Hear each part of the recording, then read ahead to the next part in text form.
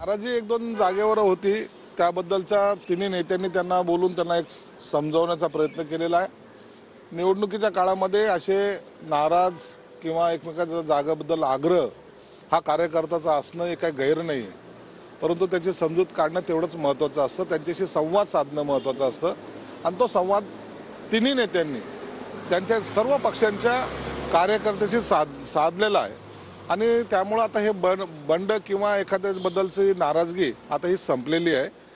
खोट्या सर्वेचा आधार दाखवून शिंदे गटाकडल्या जागा भाजपने घेतल्या असा आरोप होतो। माझ्या बाबतीत शक्यतो नाही।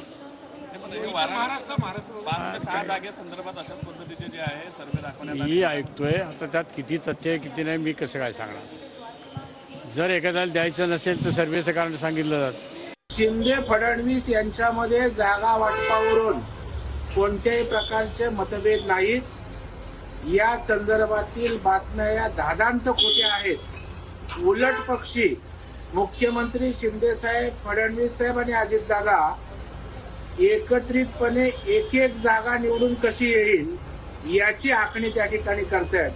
कारण सगळ्यांचा उद्देश महाराष्ट्रातून जास्तीत जास्त जागा पंतप्रधान नरेंद्र मोदी यांना पुन्हा विराजमान करण्यासाठी द्यायचा आहे।